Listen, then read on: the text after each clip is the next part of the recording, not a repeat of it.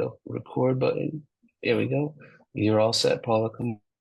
Thank you so much. Hey, everybody, I'm Paula Parton, and I'm an alcoholic and an addict. And I love being in a room. I can just say the whole story. God dang, that feels good.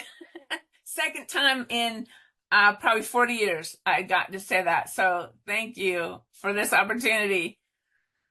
Um, I want to say the most important thing about me, and that is that I have been sober since October 29th, 1979. I took my first drink when I was 14 years old, and not that many years later, I took what I didn't know at the time would be my last drink and drug. And if I don't drink and I don't die in September, I'll turn 62 years old, and in October, I'll celebrate 45 years of sobriety. And no one is more shocked by either of those things than am I. I just want to say for a hot minute, like the thing that's on my mind and heart, in my sort of most recent, like shocking, amazing experience. And then I'll jump into some of my experience, strength, and hope. But so I have three sons. I have them far into my sobriety. They've only known a sober mom or a house full of either laughing or crying AA women. And I thought somehow that would keep them safe from this disease. But a mother's love is not stronger than alcoholism.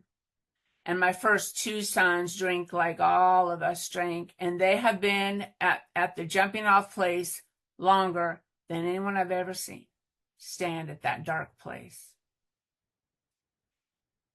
And the oldest is 31 and his brother is 30. And my sponsor is Polly Pistol and her husband Dave. You maybe know them, maybe not, but if you've heard traditions and relationships, it's because of Dave and Polly. That's why. And Dave, my sponsor's husband in Jacksonville, Florida, had been in very bad health, very failing health for a long time, years. It was happening. And about a year ago, last March, my 31-year-old, well, he was 30 at the time, just my oldest, called me and he says, Mom, I can't take it anymore. I can't stop drinking. Can you help me? Which is like the music I've been waiting for. I've been talking about Netflix basically for 10 years, just shutting my mouth. Basically, that's how I did it. And I kept the bridge open, right? Safe and easy this way, boy. Safe and easy this way. So weird thing, but I had to drive to a conference in Missouri the next day because my flight got canceled in the middle of the night. And so I said to him, hey, I got to drive to a conference in the Ozarks. You want to come with me? He says, sure. Said my oldest son's first taste of sobriety was at a conference of Alcoholics Anonymous. And then we're ready to go, and he's starting to feel better. Maybe he overreacted. Don't all 30-year-olds wet the bed? I mean, Jesus. And, finding everything wrong with us, you all know all that. And I'm just like biting my tongue talking about Netflix. And so we're sitting in the car about to turn it on and head 6 hours back home. And it was nothing to get him through his withdrawal. It was a lot of Gatorade, basically. And in 2 days, he was good. But so I get a text in my lap before I turn on the car to head home. And it's from my sponsor, Polly, in Florida, 1,000 miles away, that the hospice had just come in and put Dave on morphine, and we all know the clock is ticking. So I got to get to my girl, but nothing, not even that, is more important than my son and this precious shot at maybe him sobering up. So I said to him, hey, I can't drive home right now. You want to drive with me to Jacksonville from here? He goes, yeah. So his real first taste was how we show up for one another. And I'm telling you, I've got a big life in AA, and I got a big life outside of AA. And I know a lot. I'm a member and a participating citizen in lots of different community groups. And there is nobody who shows up for each other in times of trouble than do we. And that was my son's experience in the arms of loving Polly Pistol. And my son was supposedly supposed to go straight to treatment from Jacksonville, and so he had mountain clothes but no summer clothes. And so Polly gave him a bunch of Dave's shirts and shoes. And so we stayed there about 4 days, and my son was like, I'm not an alcoholic. I'm like, okay, baby, we'll just go home. And he made it for some days after that, but he didn't make it. He didn't go to me, you know. So I'm just still talking about Netflix. And 6 weeks ago, he texted me and he asked me if he had insurance, and I said I think so, and because he has an anxiety disorder that's pretty severe. And he came over and I took him to the clinic because he needed to walk in. He didn't have time to wait for an appointment. And they took his blood pressure. He's 31 years old. It was 188 over 115. They said, you're going to the emergency room from here. We've called them. And so he and I went to the emergency room, and the doctor on call walked up to him. And my son had only been 7 hours from his last drink. And the doctor walked up to him and asked him for some reason, because he didn't smell like alcohol. And she said, how much do you drink? And for some reason, my son told the truth, which was 12 to 14 shots of vodka every night till blackout. And the doctor said to him, you're in alcohol withdrawal. We're admitting you to ICU. And so just 1 year and 4 months after his first withdrawal that took nothing but Gatorade, this new one required 4 nights in the intensive care unit, a padded bed, and phenobarbital.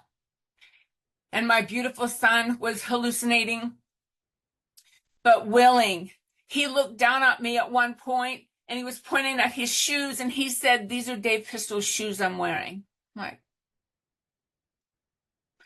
so he gets out of there. We drive him down to this homeless shelter that's a treatment center also in Louisville, Kentucky, and we drop him off and get him all in there, and he's willing still, man.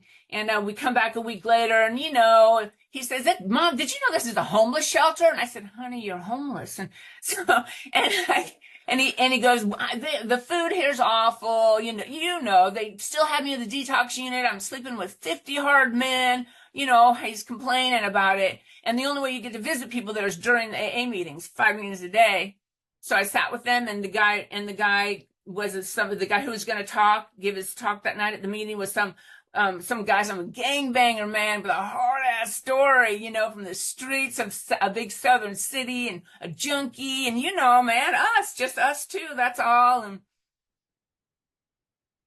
And my son had been saying before the meeting, he says, I'm going to choose the 45-day program. I'm not going to choose that 6 to 9 program. I've had it with this place. But he's still willing to be sober. So this guy talks who has zero in common with the life of my son. But that guy talks from the heart. The guy came from the same place my son was in treatment in just 2 years before. After the meeting, my son turns to me and he says, I'm going to stay for the 6 to 9 month program. Can you get me some winter clothes? So I say that whole long story because never doubt the power of just 1 hour of Alcoholics Anonymous. That's what we do. And all these years, the minute he'd put his head up and say maybe he's willing to stop drinking, I was sending the luminaries, Alcoholics Anonymous, to save my boy. And it was a gangbanger junkie who did it, man. If that is not God, I do not know. I do not know what else that could be. My son was always like, there's no God. It's ridiculous. I'm never going to believe in that. And so I went to see him the week later, and I said, so where are you at, with the God thing? I know that was a thing for you before. He said this to me, who am I to say there is no God? So I am in love, once again, with Alcoholics Anonymous. And I came from an alcoholic home, and please know, it has nothing to do with the consequences that I caused. It has nothing to do with any troubles I had. I'm just saying that's my story. That's all. I got no emotion about it. I mean, the steps and the outside help the steps sent me to. I'm good at peace. I'm supposed to tell my experience. So I'm going in, and my mom was a pretty bad alcoholic. We had a very wealthy and well-known father. And our house, before the 4 hideous horsemen of alcohol entered it, we had a maid and a poolman and a gardener and a famous last name. And then my mom's booze, hit in, and all those things left. I was about 5 or 6 years old, the youngest of 5 messed up kids. And one of those things did go with my father and his influence and his wealth. And then we were poor and hungry with a famous last name. And I am telling you, the hunger was real, but the secret was fierce.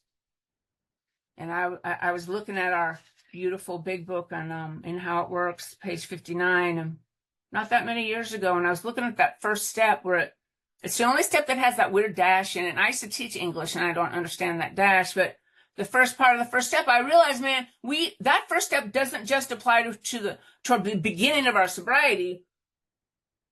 It also can apply to the end of our drinking. So check it out. First part of the first step. We admitted we were powerless over alcohol. Absolutely. We take a drink, the drink takes a drink.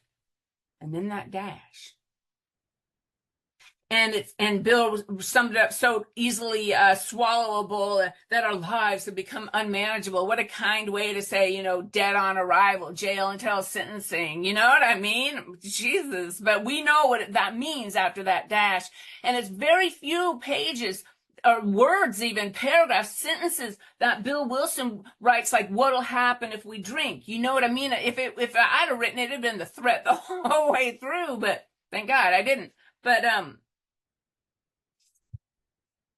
and we all know the formula that it tells us. You may be an alcoholic if we all know. But I am saying this.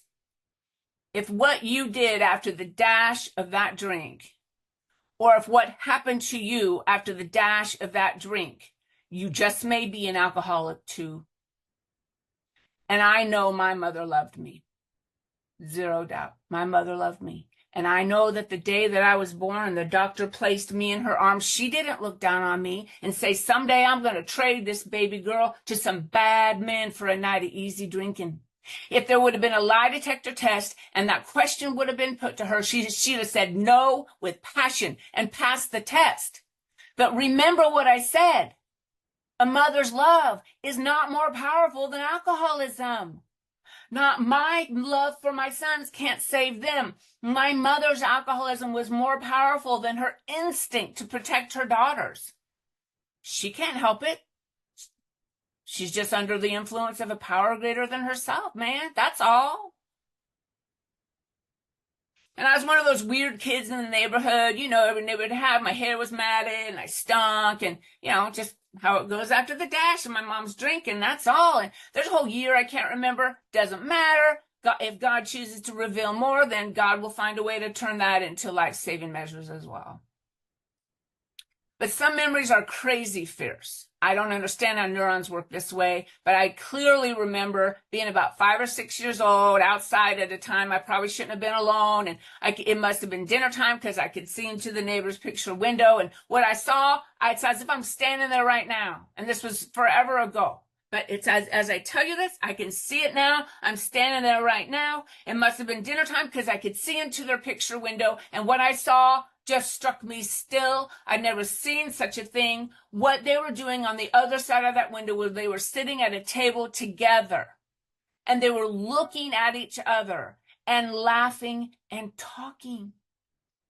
And they had all kinds of food. I can see it right now on pretty plates and pretty bowls. And as a weirdo kid on the far side of that great green grass, I saw that and knew that beauty was never going to be for the likes of dirty throwaway me.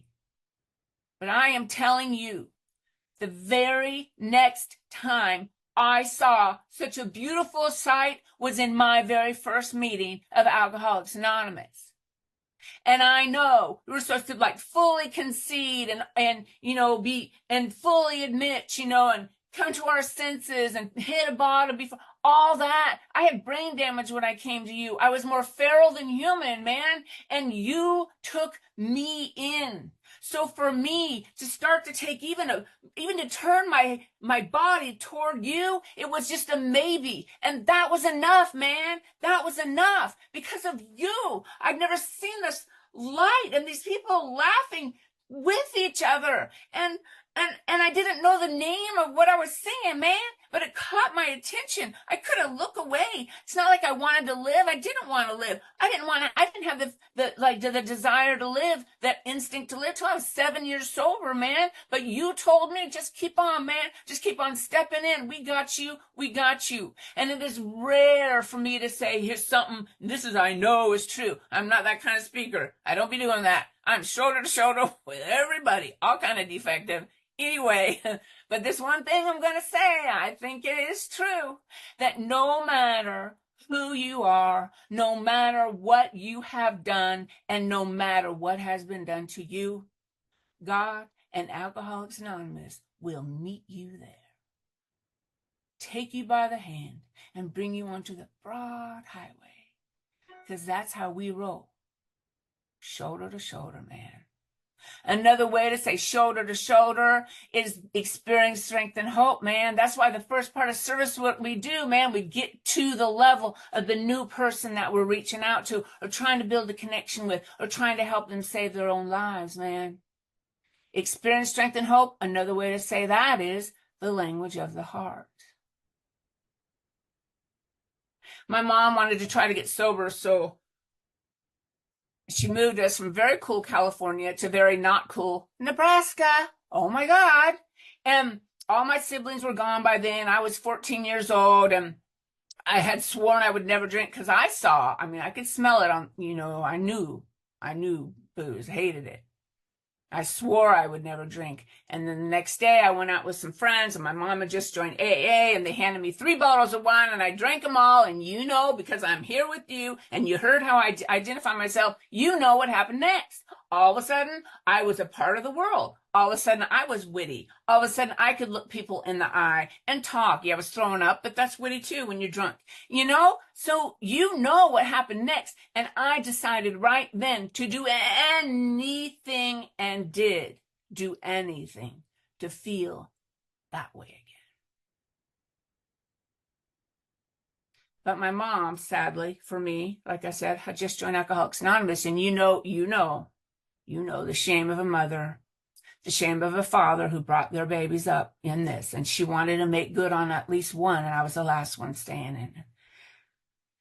And I was horrible. She was new sober. I tried to kill her with a homemade flamethrower. I was ripping and running, lethal stuff. The more lethal, the happier I was. You guys know, needles in my arm, all that. Had a federal offense. They were holding over my head. The minute I turned 18, they were going to slap it back on. I was going to go to big girls prison. I was institutionalized, jail, group home, all that. My mom turned custody of me over to the state of Nebraska, humiliating. And so I was court mandated to go to AA meetings since I was 14 years old. I didn't get sober till I was 17 years old.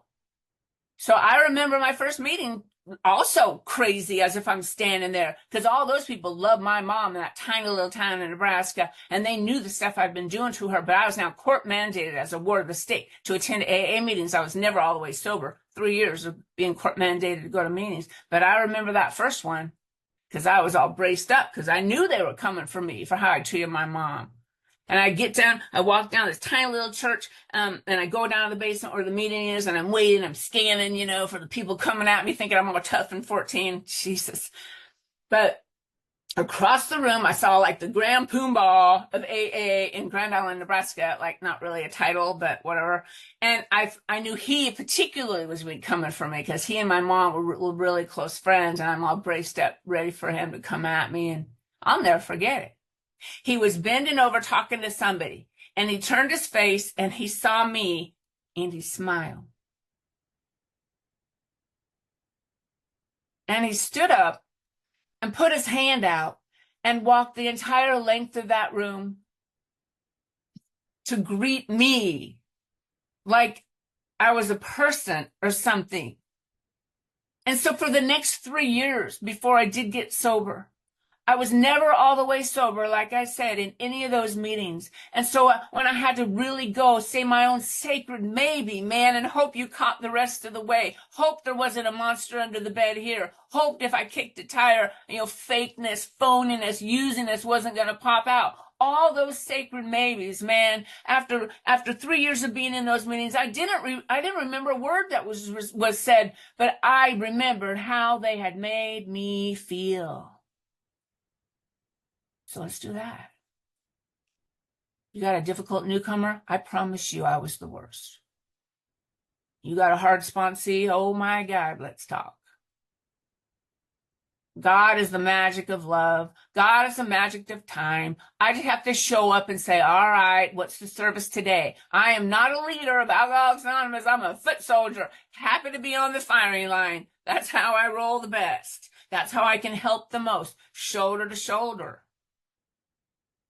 I was starting to age out of the juvie system and age up into the adult, juvenile or legal system. And that's when I'd overdosed and all that. You guys know what I'm talking about. And so I got sent to a long-term treatment center in Iowa, another cow state, and got sober in Sioux City, Iowa. And I was a mess. I'd come to meetings late on purpose because more people look at you that way. I was wearing clothes that don't belong on a stripper pole.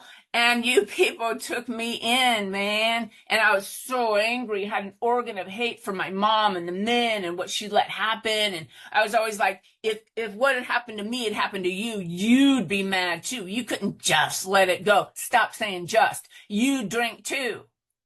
Always unique. Always the resentment and the self-pity were like who I was, man. So you can sum me up. I baffled and enraged in my first probably 4 years of sobriety. And I'd and I'd sit in the back of the meetings, us weirdos in the back of the room, shout out to you, sit in the back of the room looking for the way I didn't belong, that this also was not a place for me.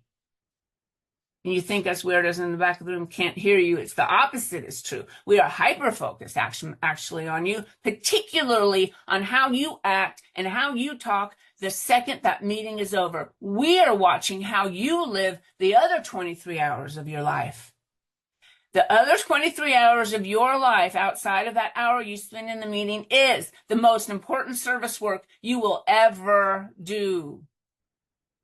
But I'd sit in the back of the room and I could hear you, though it looked like I wasn't. I could hear you when you'd say, deep inside every man, woman, and child is the fundamental idea of God. I'd hear you say that. I'd say, oh, not for me.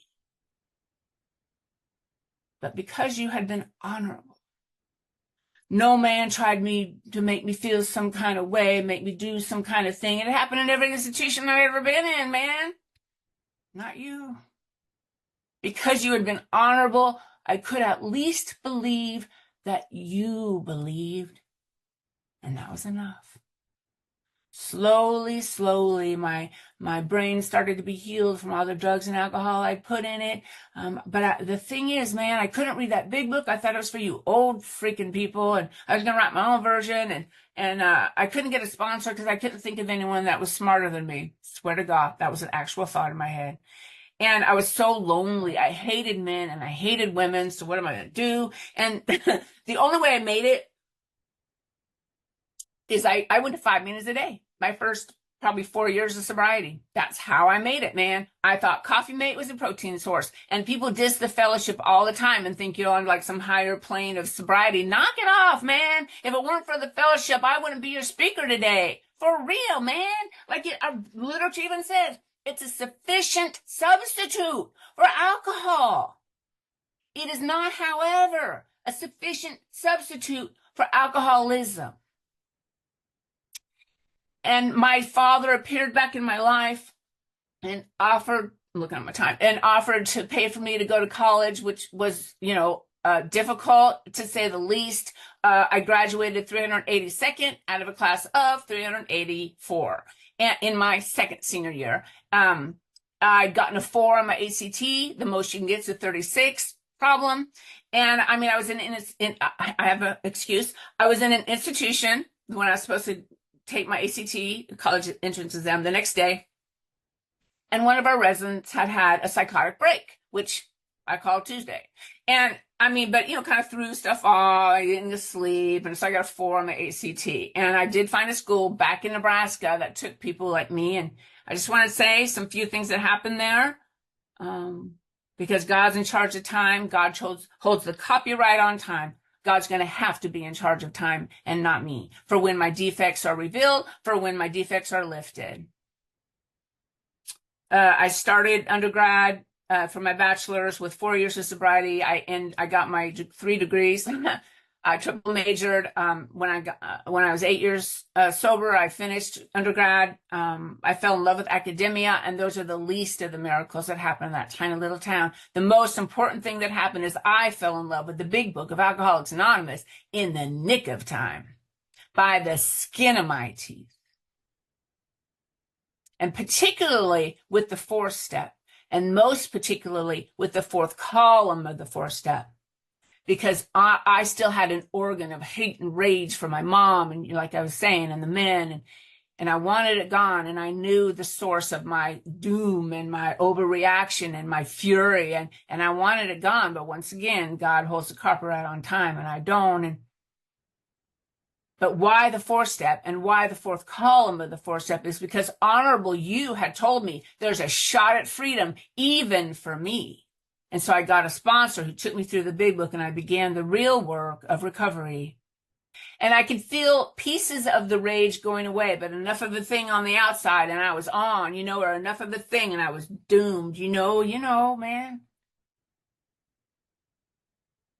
But I just kept trudging, and that's what I did. Kept crawling, kept asking, kept being honest, kept seeking. And God, one more time, man, I'm not in charge of time. God's in charge of time. And another thing that happened in that tiny little town, I was about 4 or 5 years sober, and there was this old timer there named Pat. He had 32 years of sobriety, so like Moses, basically. And he'd been sober so long, he worked out of a second edition big book. How about that?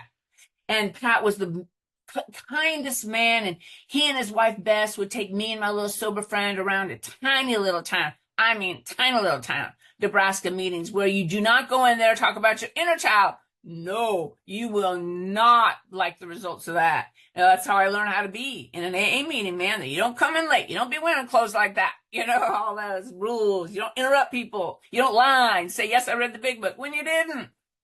But funny, they always know. It's so weird.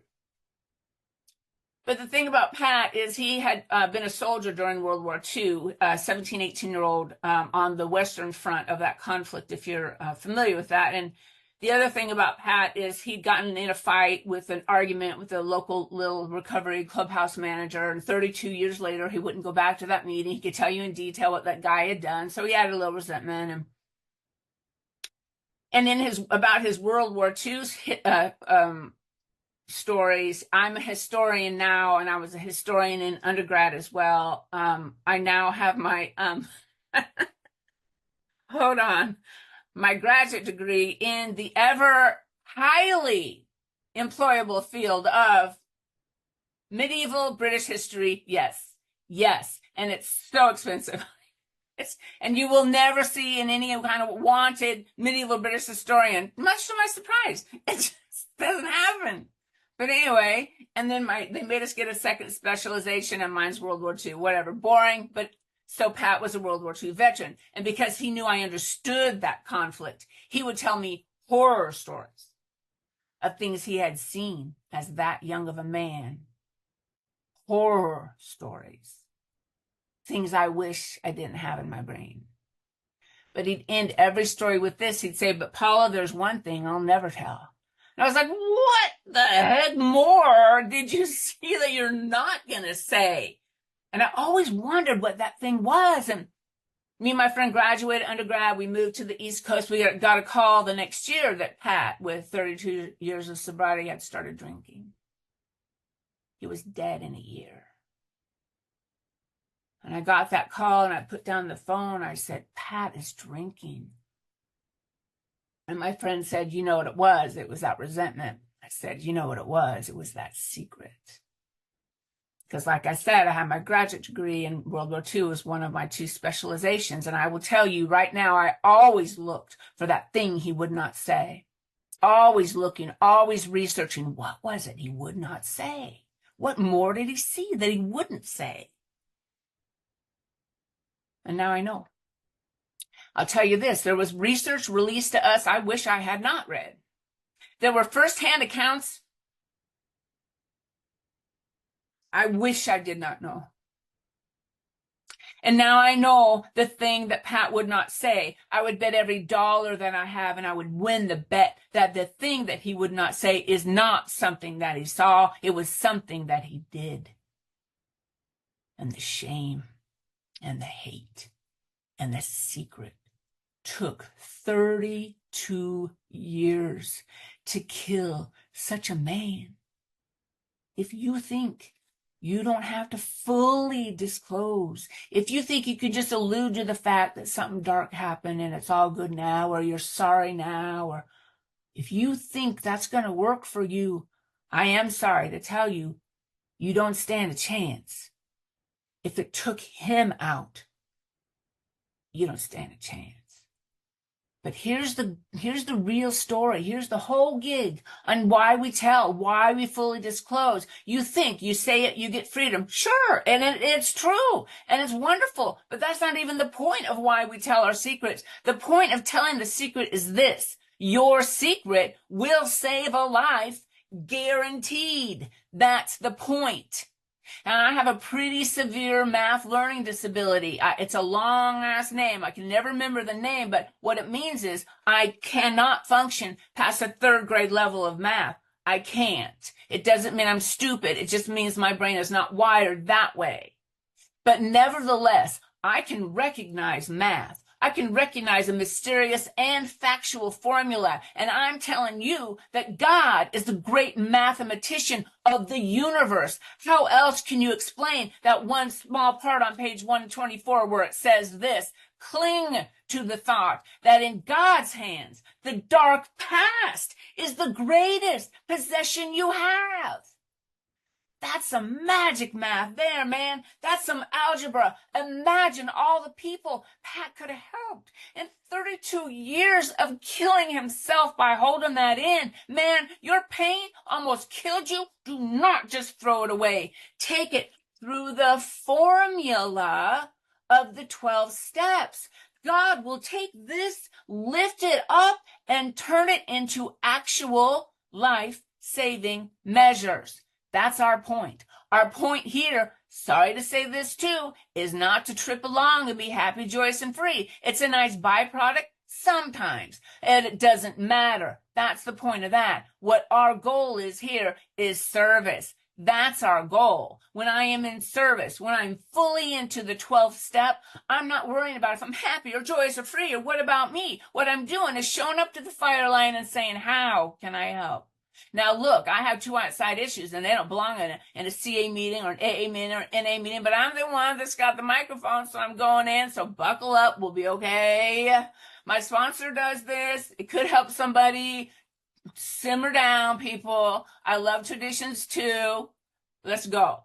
So, I have depression, and I have post-traumatic stress disorder. I have tics to this day because of my PTSD. I also have fake blonde hair and green eyes, and it's all the same. It's just another aspect. That's all. But I don't control the anxiety. I don't control the doom. You know, some of you know the doom that comes. It's almost another power greater than me. I don't control when it comes, when it goes. I don't control its intensity. All I know is I have sober feet in the midst of the dark. And the tics are out of control. When I'm disassociating, I'm not even in the same damn room. I have sober feet. I do the exact same things on a beautiful time as on a difficult time. That's what the old timers, when I got sober, used to call pay your recovery insurance policy. That's what they were talking about, man. Do the work, because life's in session, as Paula says. It comes unbidden, blazing through the front door, and we had better be ready to meet it. Most importantly, because there are people behind us who are going to need our experience quickly rather than slowly, and we better pay attention as we're trudging through, because we're going to need that to turn that also into life-saving measures.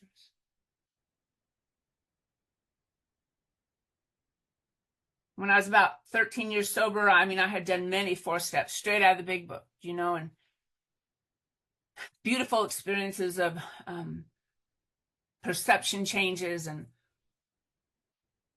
forgiveness and beautiful moments in 8, 9, 10, 11, 6, 7. Wow, man. Let me just say real quick. So, where it says, after the 5th step in the big book, returning home, we find a place, you know what I mean? Okay, so that's not step 5, and it's not step 6, but it's step 5.5. Take the hour.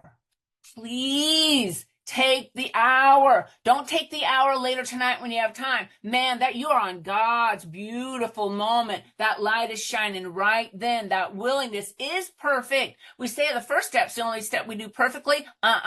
You came it through. You went through 4 and 5. You are pretty much perfectly willing to have that crap removed, man. This is your time. Don't short shift yourself. Take the hour. Just saying. I don't usually say that when I talk. It just came to me. Anyway. So, even though I'm 13 years sober, even fully, home group member, sober, sponsor, all that, but the doom and the dark and the organ of hate was still there, man, and enough of an outside thing, and I'd overreact, and I knew its source, man, and I wanted it gone, but God's in charge, again, man, God's in charge of time, but the theory, the whole, a saying of my sobriety, I think, is you never know, man. You never know. You never know where that light's going to shine from. You do not know. I do the work. I show up. I say, how can I help? And then I wait and just keep doing the work, because some gift will come or it won't come. It doesn't matter. My feet are sober. But when I was 13 years sober, I met a man on the AA campus. I know, only one ever. And everybody said, don't marry him. Married him. And he's my first husband. I have a second husband. We've been married 26 years. People in AA call him Saint Richard, which is rude, but he deserves that title. But so 13 years sober, I married the man that I married, and we were going in to deliver our first child, and it wasn't going well. I'd have been in labor 36 hours, and the baby was stuck in the birth canal, and the doctors didn't know it, but the cord was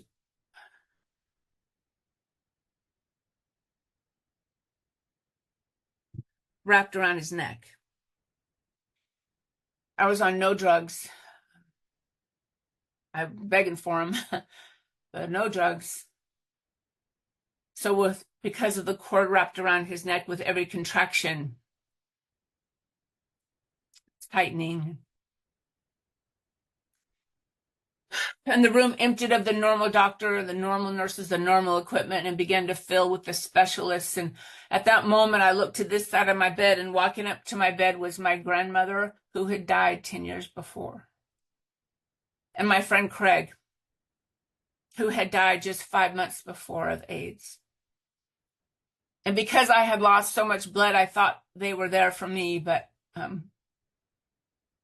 they were not there for me. I know a little bit of a few languages, and I've looked, and I cannot find the word to sum up the feeling of them. Beautiful synchronicity. The words I said to them was, of course. And as I'm looking at them, a new nurse came on to my other side, and she said, Paula, I'm going to get you through this. And I turned to look at her, and when I looked back this way, my grandmother and Craig were gone, and she did get me through, and I delivered my son. And the whole room went quiet for a long time while they worked on him. And then finally they got him breathing. He was going to have to be in the hospital for a long time, but he did survive. For just a second before they took him away in the special equipment, they let me hold my son. And I looked down on him, and I saw that he was perfect and beautiful. And then, out of nowhere, for no reason, my very next thought were of the men who had hurt me when I was a little girl. And I realized for the first time that they had been perfect and beautiful too. That there had been also the day of their birth, when the doctor placed them in their mother's arms, and she, in that moment, exactly the same as me, looked down on her baby boy and vowed that she would protect him and love him. But the monster and the liquid demon got in instead and broke those perfect babies. And in that moment, all I felt was compassion for them. And it was in compassion where I was set free. It continues to be in compassion where I am set free. If someone has harmed you, I am sorry. And I'm also telling you that something went terribly wrong in their lives that they did not plan for or deserve. And we got the perfect gift of the steps of Alcoholics Anonymous. We have an extra responsibility. We don't cross that bridge halfway. We go on the whole way. We don't forgive them for some things and not others. We forgive all of it.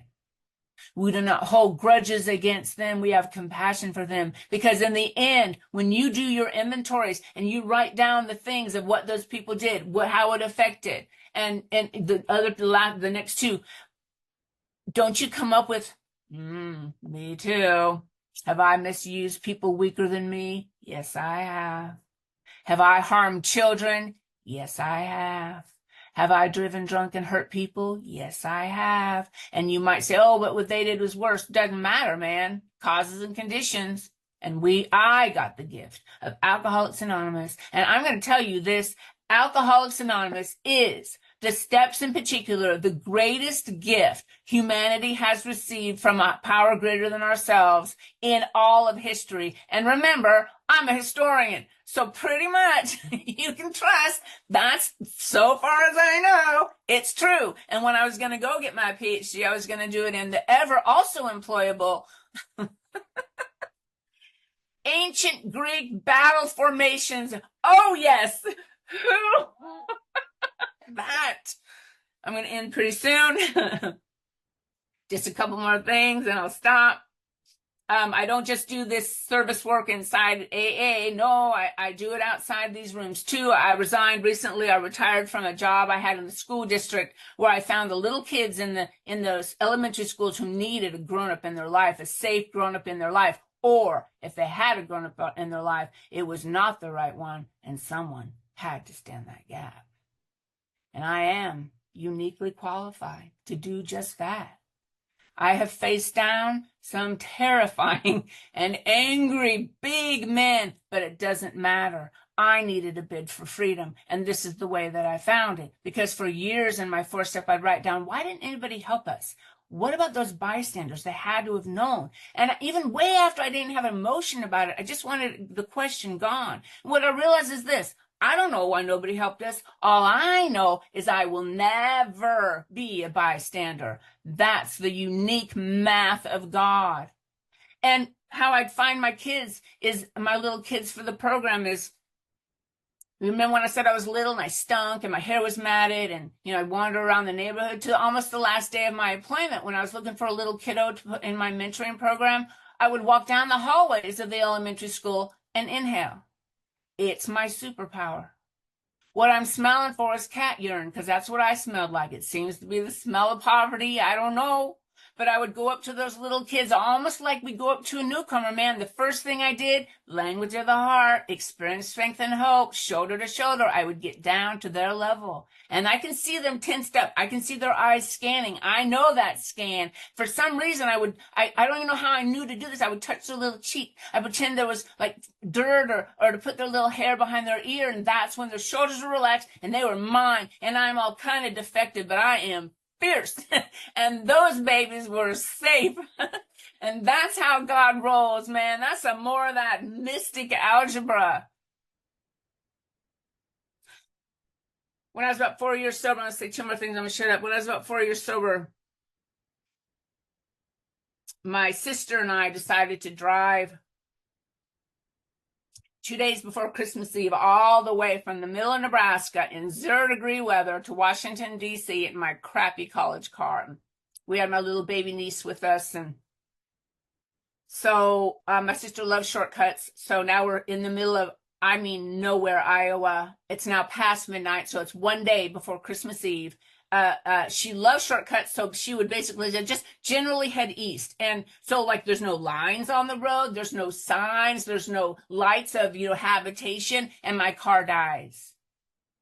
0 degrees, middle of the night, 1 day before Christmas Eve, no heat, no motor, and we are in some real danger. And my baby niece is in some real danger. So the plan was I was going to put on as many clothes as we had. I was going to get out of the car and guess where to go find help. And just at that moment, the only, hill in Iowa, these two headlights came over. My sister goes, oh, good help. Me. Oh no, axe murderer. And it was this Iowa farmer and, outside issue. But if there's a zombie apocalypse, you want a farmer on your team. Just saying. Sorry to digress. That might help you someday. You'll thank me later. But anyway, so he gets out of his truck. He says, what happened? We're like, we don't know. And so he fixed my motor with the wire coat hanger and duct tape. And I don't know why I had those in my car, like I was going to kidnap somebody, but they came in handy. And so we're getting ready to leave, and getting in our car. He's getting in the back of his truck. And we're like, thank you. We'd like to pay you. And he goes, oh, no, no. And we're like, no. You saved our lives, and we want to pay you.